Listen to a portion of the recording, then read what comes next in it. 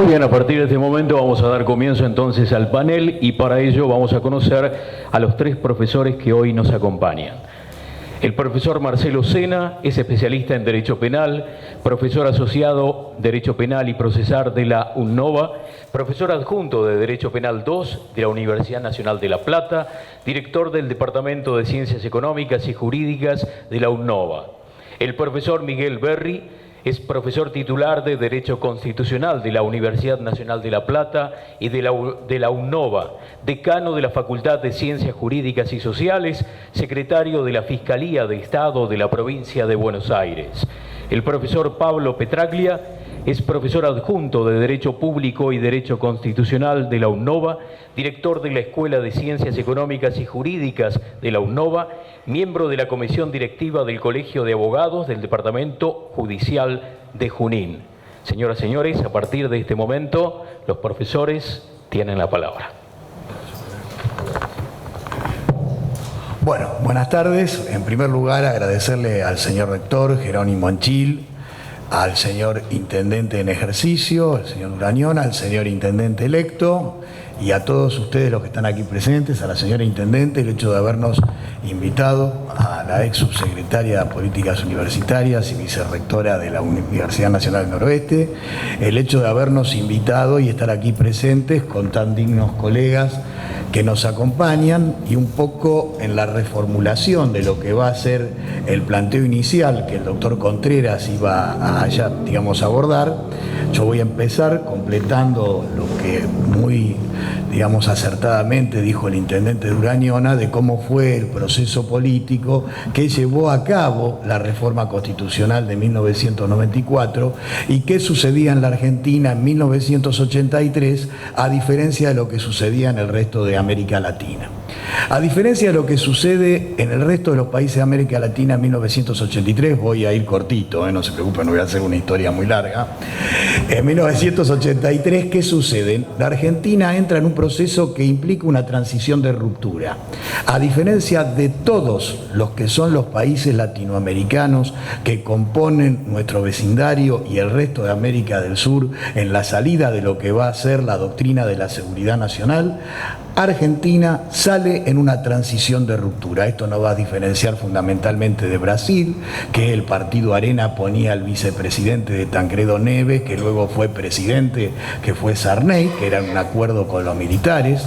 Nos va a diferenciar fundamentalmente de Uruguay, que va a ser una transición acordada, que va a traer como consecuencia modificaciones posteriores, como la extensión de la pretensión punitiva respecto de los delitos de lesa humanidad. Obviamente nos va a diferenciar de Chile, donde también va a suceder exactamente lo mismo y donde la Constitución chilena va a tener como consecuencia una situación especial para el dictador Augusto Pinochet. Es decir, Argentina sale como consecuencia de una transición de ruptura que sucedía por dos motivos. En primer lugar, por la represión sangrienta de la Comisión de Delitos de Lesa Humanidad, que había traído como consecuencia que el 30 de marzo del 82 hubiera una marcha sumamente fuerte en contra del gobierno donde murió una persona de apellido Flores, y posteriormente el 2 de abril se declara la guerra a Inglaterra, se toma el territorio de las Malvinas, esto produce una nueva, manifestación en la Plaza de Mayo, pero la derrota de la dictadura militar en la guerra de las Malvinas trae como consecuencia el desemboque en la democracia sin posibilidad de acuerdo político alguno. Esta situación, que es la única transición de ruptura que existe en ese momento en América Latina, trae como consecuencia la recuperación del sistema democrático y la necesidad de reconstruir un mecanismo en el cual no pudiese existir la vuelta a los golpes de Estado. ¿Por qué? Porque la democracia argentina, que a mi modo de ver, la democracia real va a comenzar en 1912 con el voto universal y secreto masculino, pero en 1917 ya en la Constitución de San Juan, con Federico Cantoni va a comenzar el voto femenino, es decir, en la provincia de San Juan, Federico Cantoni va a establecer en la Constitución el voto femenino en 1917, y esto esto venía en una forma incipiente. A partir del golpe de 1930 cae el sistema político que traía como consecuencia el voto universal y secreto, que realmente implicaba un principio de soberanía, aunque estaba excluida la mujer. Recién va a haber una nueva posición política en 1946 con el triunfo del general Juan Domingo Perón. En 1952 se va a establecer el voto femenino, que va a ser sancionado en el 48, pero se va a ejercer en el 52, y en 1949 vamos a tener la reforma constitucional, que fue una reforma constitucional discutida y que su discusión va a culminar con carácter definitivo con la reforma constitucional de 1994. Es decir, no hago una discusión respecto de si era válida o no válida, pero fue discutida y esa discusión va a culminar con la reforma de 1994, donde en definitiva va a existir por primera vez en una reforma integral de la Constitución, no en un cambio, pero en una reforma profunda que va a cambiar institucionalmente el poder legislativo en el procedimiento de formación y sanción de leyes, el poder judicial en la forma de acuerdo a los jueces de la Corte Suprema y el Consejo de la Magistratura, como manifestaba el doctor Durañona, y en todo ese proceso político que va a traer como consecuencia una reforma que va a tener un altísimo consenso. Ahora vamos al análisis de por qué tiene este altísimo consenso desde el punto de vista del registro histórico. 1994 es consecuencia de todo un desarrollo político que va de 1983 en adelante. Es decir, en Argentina tratamos de entender los hechos como sucesos, pero los hechos no son sucesos, son procesos. Es decir, en ninguna situación histórica se producen las situaciones por azar. Puede haber alguna situación que por azar produzca cambios históricos, la muerte de alguien, la llegada de alguien, pero existe detrás seguramente un proceso político. Esta transición de ruptura que había traído como consecuencia lo que había sido la recuperación democrática en 1983 y la creación del Consejo de Consolidación de la Democracia, presidido por Carlos Nino, como hoy dijo el intendente, y cito la figura de Carlos Nino, porque Carlos Nino era un filósofo del derecho que estaba altísimamente vinculado con el proceso de los derechos humanos y que va a traer como consecuencia no solo que durante el gobierno del 83 se apruebe recién la Convención Interamericana sobre Derechos Humanos. Pensemos que este año 2019 cumple 50 años la sanción de la Convención y Argentina recién la va a aprobar en 1984. Es decir, este año se dan muchas circunstancias en materia de derechos humanos. Se cumplen 50 años de la sanción de la Convención, 40 años de la Convención contra la discriminación de la mujer y 30 años por la Convención de los Derechos del Niño, y 25 años de la reforma a la Constitución de 1994. Con lo cual son aniversarios muy importantes y relevantes. Entonces, esta posición de lo que fue, lo que representaba Nino, trataba de empezar a combinar lo que realmente sucedía en nuestro sistema jurídico-político. Miro la hora para no excederme mucho. Lo que realmente sucedía en nuestro sistema jurídico-político, que era que nosotros teníamos un marco institucional básicamente de carácter anglosajón, es decir, nuestra naturaleza constitucional es una constitución cuya fuente fundamental es la Constitución de los Estados Unidos, y en el marco del derecho interno teníamos un sistema continental romanista. Esto va a ser una tensión permanente en la interpretación de nuestro derecho desde 1853-60 hasta la actualidad. Un marco constitucional desde el punto de vista institucional de carácter anglosajón norteamericano, pues no sería lo mismo inglés, y un sistema interno en materia de derecho civil, penal, derecho administrativo, derecho procesal de carácter continental romanista, con las diferencias fundamentales. ¿Por qué? Porque si nosotros recordamos el concepto de la Europa continental recién va a entrar en procesos claramente democráticos a partir de la derrota en la Segunda Guerra Mundial. Vamos a tener dos constituciones, una cumple 100 años, que es la Constitución de Weimar, sancionada en 1919, pero esa constitución va a tener graves defectos que van a traer como consecuencia que Hitler nunca la derogue, y sabemos en qué desembocó esa dictadura, que fue el Holocausto, la Comisión de Delito Grave de lesa humanidad, y la Constitución de Viena que hizo Hans Kelsen de 1920, que también tuvo problemas porque fue rápidamente erradicada a partir de la unificación de Austria con Alemania. Entonces, en este marco nosotros nos encontrábamos con la necesidad de ver cómo en la experiencia política que había tenido la Argentina y con todas estas fuentes, donde se discutía más la Constitución de Weimar que la Constitución de los Estados Unidos, donde nuestros propios padres fundadores habían llegado al conocimiento de la Constitución de los Estados Unidos a través de traducciones del francés, porque no hablaban inglés, que era otro problema con el contenido de los significados del lenguaje de la Constitución, y empezamos a marchar. Y eso trajo muchos problemas. Por eso va a venir la necesidad de, digamos, aminorar o disminuir el poder del presidente, crear en el ámbito de la ciudad de Buenos Aires una jefatura, generar la necesidad de nuevos derechos y un nuevo proceso de organización política. Esto pasa en 1984 con el Consejo de la Consolidación de la Democracia. Todo este proceso político va a seguir una discusión. Sabemos que Alfonsín, que va a tener la iniciativa, va a perder las elecciones con el presidente Carlos Menem, y sabemos que el presidente Carlos Menem va a intentar reformar la Constitución con el objetivo de la reelección. Pero ahí también se, digamos, combinaban o se contraponían dos procesos institucionales distintos.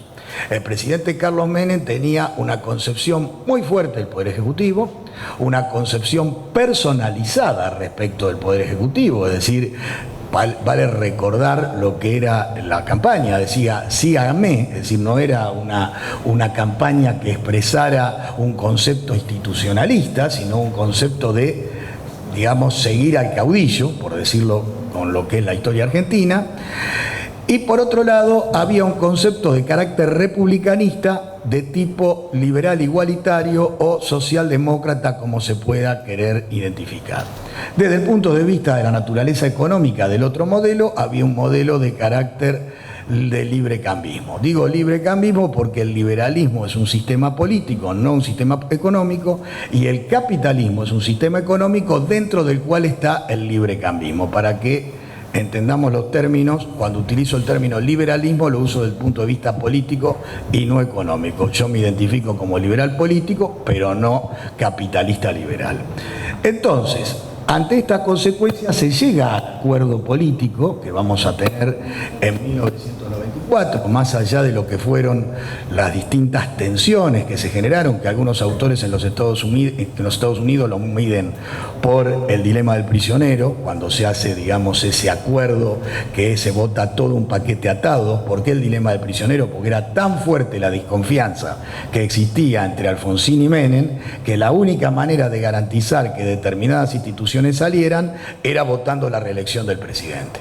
Esto va a ser el primer objetivo del Pacto de Olivos, pacto al que se llega como consecuencia del juego de gallina. ¿Por qué digo del juego de gallina? El juego de gallina es cuando dos autos van a correr hasta un precipicio y el gallina es el que frena.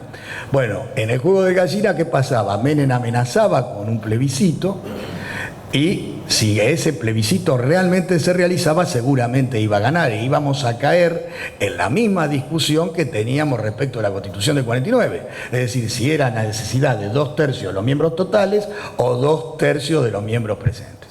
Fruto de esa situación y ante esa necesidad se logra el Pacto de Olivos. El Pacto de Olivos va a ser, digamos, el acuerdo político, pero con una relevancia jurídica porque lo va a firmar el presidente de la República. Es decir, el presidente investía en ese momento dos cargos: el cargo de presidente de la Nación y el cargo de presidente del Partido Justicialista. Es decir, había una relevancia jurídica como acto administrativo en ese pacto, además de la participación de Alfonsín, que era el presidente del principal partido de la oposición, pero el presidente Menem se comprometía además como presidente a llevar a cabo lo que era el acuerdo político que va a ser el Pacto de Olivos, al que vamos a llegar por la ley de reforma de la Constitución, que va a ser el núcleo de coincidencias básicas, que es este paquete atado, y luego partes que van a quedar liberadas a las condiciones que la Convención creyera. Esto tuvo mucha discusión, incluso alguna impugnación de tipo jurídico al hecho de votar por sí o por no la reforma de la Constitución. La Corte no llegó a resolverlo porque se rechazó el caso por falta de legitimación, en virtud de que la que tenía que impugnar es la que tenía la competencia, que era la Convención, y no los convencionales, porque la que reforma es la Convención como órgano y no los convencionales individualmente.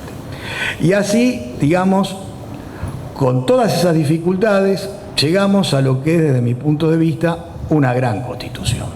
Ejemplo para América Latina, porque comparto lo que decía el doctor Urañona hoy, en el hecho de que el hecho de llevar a jerarquía constitucional los tratados internacionales de derechos humanos nos mostraba al frente de todo el proceso del reconocimiento del derecho internacional de derechos humanos, porque la Constitución argentina los reconocía como propia y ya no estábamos discutiendo dualismo, monismo, es decir, la participación del ingreso del tratado al sistema de derecho interno, sino que se les daba la misma jerarquía constitucional.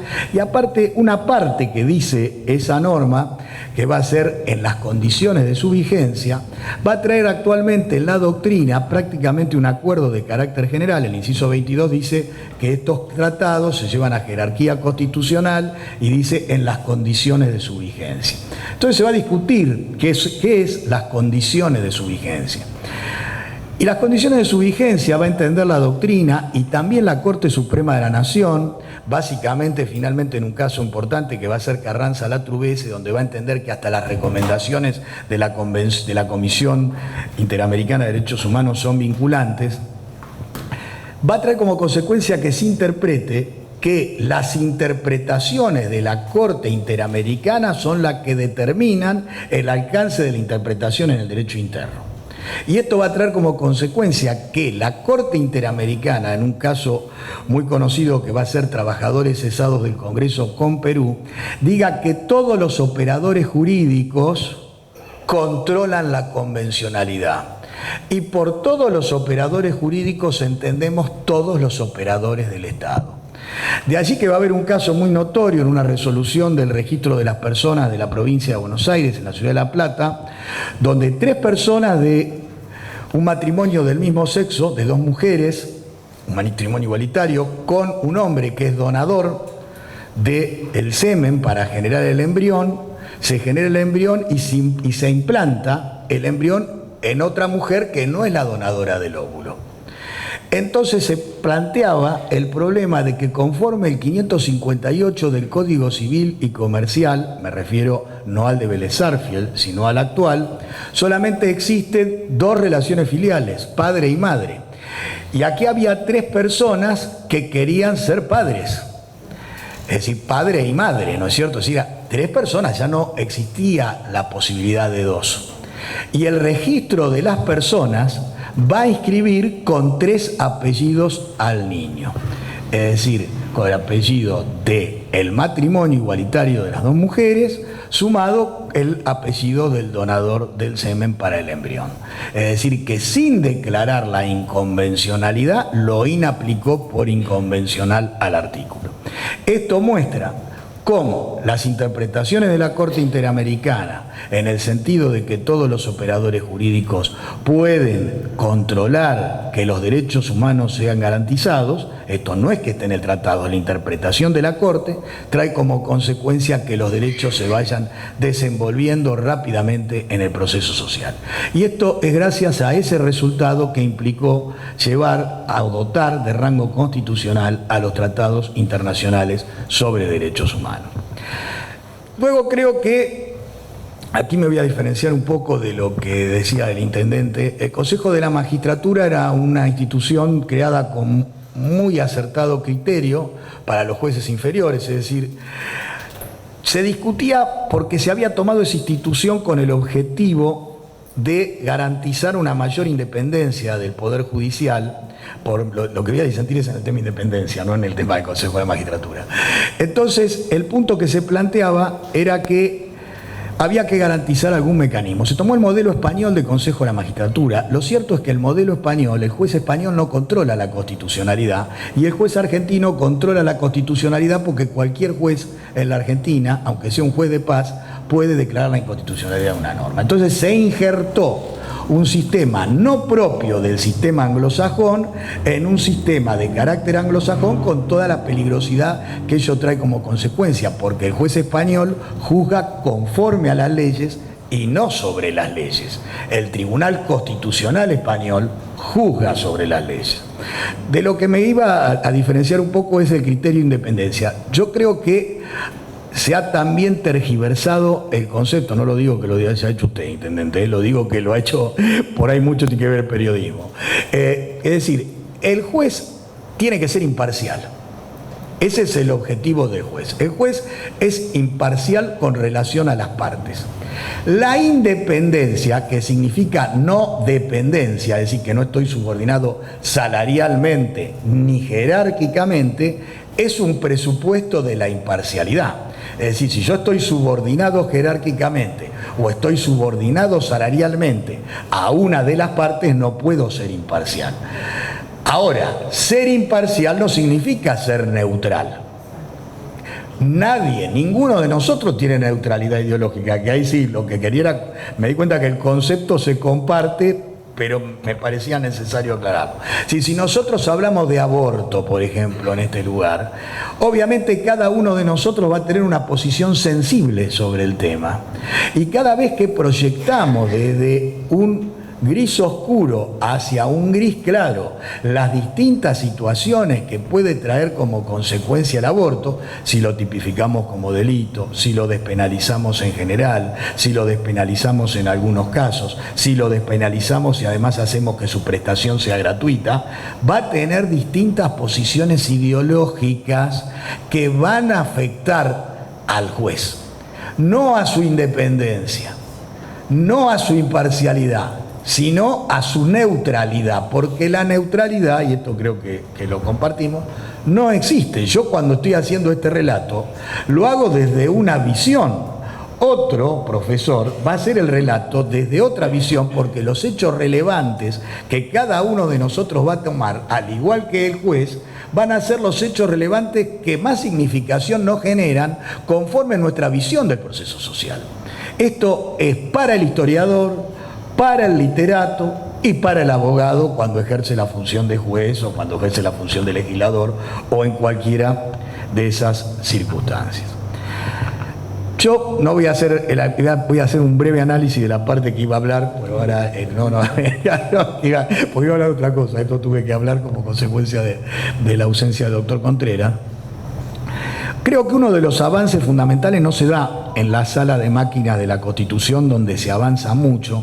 Entiendo por sala de máquinas de la Constitución la parte orgánica de la Constitución, que determina lo que hoy se decía de los extrapoderes, es decir, el Ministerio Público, el Defensor del Pueblo, el procedimiento de formación y sanción de leyes, la limitación del poder presidencial, al que no pudimos llegar porque no hubo acuerdo. En realidad lo que se pretendía era un primer ministro. La Constitución que se había tomado como modelo era la Constitución francesa de 1958. Eso quería Nino y Alfonsín. Menem no lo quería, pero la democracia es acuerdo. La democracia no es toma todo. La democracia es un juego cooperativo, no un juego de lleva todo. Entonces, como la democracia es un juego cooperativo, por lo menos así lo entiendo, hay otros que no lo entienden así. Sabemos, por ejemplo, Carl Schmitt y muchos de sus discípulos no lo entendían así, pero como se entiende que es un juego cooperativo, cada uno va cediendo conforme la posibilidad del poder que tiene en el marco del respeto institucional de ciertos principios. Y esos principios que va a plasmar la reforma constitucional, que va a ser básicamente el principio de dignidad referido a que todos somos iguales por el carácter de personas humanas, somos personas humanas y a todos se nos tiene que tratar con igual consideración y respeto, con lo que rompemos con el determinismo normativo, que es que hay personas que son superiores a otras. por ejemplo, la aristocracia en el sistema hereditario de lo que son las monarquías, o el determinismo biológico, ciertas razas son superiores a otras. La Constitución va a plasmar de manera clara, a partir de sus normas y los tratados internacionales de derechos humanos, el principio de dignidad. El segundo principio que va a plasmar y que es fundamental es el principio de autonomía. ¿Qué es el principio de autonomía? Que yo puedo elegir, revisar y perseguir mi plan de vida sin dañar a otro. Es decir, que cuando aparece el daño a otro, ahí aparece el problema. Esto sería el liberalismo político, es decir, el principio que hoy está claramente en el artículo 19 de la Constitución desde 1853-60, que ahora parece más claro, es decir, yo elijo mi plan de vida. Ahora, mi plan de vida lo puedo revisar y lo puedo perseguir, puedo elegir otro, puedo ir cambiando. ¿Y qué es lo opuesto a elegir el plan de vida? Porque esto es lo importante. Dos elementos son los que se han llevado a la crítica respecto de la elección del plan de vida. Uno es el perfeccionismo, el hecho de que el Estado quiera generar un hombre perfecto, un modelo de hombre que pertenezca a un culto, por ejemplo. Por ejemplo, aquellas personas que pertenecen a un culto en el que está permitido el divorcio, no permitir divorciarse, porque las personas que pertenecen al culto mayoritario le imponen con la fuerza del Estado la imposibilidad de acceder al divorcio. ¿Se dan cuenta? Me refiero puntualmente al caso Sejian, que va a ser ya interpretado en base a este principio en la Corte de 1985. Es decir, hay perfeccionismo cuando el Estado utiliza su coacción con el objeto de generar un tipo de hombre. Hay liberalismo cuando el Estado solo interviene cuando aparece el daño a otro. Lo otro es el perfeccionismo. El perfeccionismo es discutible porque el perfeccionismo es algo hecho en favor de la persona. Por ejemplo, la obligación de la escuela primaria. Ahora, el proteccionismo, el problema es qué alcance de cobertura tiene. Yo, por ejemplo, tengo 60 años. ¿Puedo consumir marihuana o alguien me tiene que decir que no puedo consumir marihuana? ¿Se entiende lo que quiero decir? O que no puedo consumir drogas. Soy una persona grande, conozco todos los daños que pueden suceder. El Estado, ¿por qué tiene que protegerme más allá de lo que yo me quiero proteger? Si yo digo, bueno, cuando voy a tomar, vamos a un buen ejemplo típico que existe en los países escandinavos y en algunos países europeos. Si yo, bueno, los escandinavos son europeos, ¿no? Esta cosa, me parece que ahí estuve un poquito redundante. Entonces, si yo, vamos a suponer, me agarro una enfermedad de Alzheimer y no quiero ser un costo para mi familia, ¿por qué no puedo pedir que al momento de no reconocer a mis hijos tener un derecho a la muerte? ¿Se dan cuenta de lo que les quiero decir? Es decir, digamos, testar el derecho a la muerte. Es decir, esto sería el proteccionismo. Por eso, conforme las posiciones que tengamos, como en el caso del derecho de propiedad, como el caso del derecho de libertad, son las posiciones que vamos a tener. Digamos que el extremo sería el derecho a la muerte, más débil sería el derecho a una muerte digna y luego más limitado. Si ustedes me dicen, está bien el cinturón de seguridad, se discutió mucho. La realidad es que la constitucionalidad del cinturón de seguridad surgió de daños a terceros como consecuencia de que los accidentes que se producían sobre esas propias personas generaban gasto público o gastos de las prepagas que estaban aseguradas. Es decir, se producía un daño y eso generaba la obligación del cinturón porque se acreditaba por un sistema estadístico ese hecho. Para finalizar, inviolabilidad. No me pueden someter a ninguna obligación sin que yo preste mi consentimiento. Eso no quiere decir que yo mi consentimiento lo preste directamente, sino que tengo un conjunto de representantes en el Congreso o a través de los mecanismos de la forma semidirecta de democracia, que cuando se generan determinadas obligaciones nosotros prestemos conformidad de una manera en la cual el representante nos rinda cuentas o de una participación semidirecta a través del proceso político. Y lo que iba a ser más largo, pero lo hago cortito, porque si no, lo voy a matar a todos. Lo dejamos para el debate. Y lo que era más largo, pero lo voy a hacer cortito, que para mí fue muy importante, fueron los artículos que se refieren a los derechos ecológicos de los consumidores y de los usuarios. ¿Por qué? Porque antes esa protección estaba solo en manos del Estado. Es decir, el Estado era el que mantenía la ecología, el Estado era el que defendía al consumidor, el Estado era el que defendía al usuario. Y resulta que el Estado no lo defendía. El caso famoso es un caso Catán, que se da durante la década del 80 en la dictadura, donde un grupo de toninas empieza a ser cazado de manera indiscriminada y se podía producir la extinción de la especie. Entonces un abogado frente al juez Garzón Funes, juez famoso porque fue el que sacó la medida cautelar en el caso Aerolíneas, se presenta representando a los delfines, es decir, una cosa imposible de concebir, a las toninas, y plantea una medida cautelar que impida la pesca. Y se impide la pesca por parte de este juez porque el Estado no había actuado. Ahora, con el reconocimiento de esos derechos existen las acciones colectivas. Y las acciones colectivas nos van a llevar ¿a qué consecuencia? A la consecuencia de la posibilidad de poder controlar al Estado cuando el Estado no cumple con la protección y recomposición de los derechos del ambiente o los derechos ecológicos. Y nos van a llevar a protegernos ¿de quién? De aquellas situaciones donde existe posición dominante. Nosotros cuando contratamos un seguro, cuando subimos un colectivo, cuando contratamos una cuenta corriente o cuando vamos a una casa de artículos del hogar y firmamos un pagaré de consumo, como hablábamos hoy, que no sabemos ni lo que es, y yo que vivo en La Plata lo firmo y me ejecutan acá o en Junín o en cualquier otro lugar. Y cuando me llega el oficial de justicia me dice, le están subastando la casa, señor, pero ¿cómo si a mí no me llegó ninguna notificación? No, porque usted constituyó domicilio cuando firmó el pagaré de consumo en un lugar que es de nuestro, en Junín o donde fuere. ¿Se dan cuenta de lo que les quiero decir? Eso sucede. Es más, 2 cámaras de La Plata tenían posiciones diferentes, si estaba bien o si se aplicaba el derecho del consumidor. Por la aplicación del derecho del consumidor, se protege al más vulnerable frente al abuso de la posición dominante.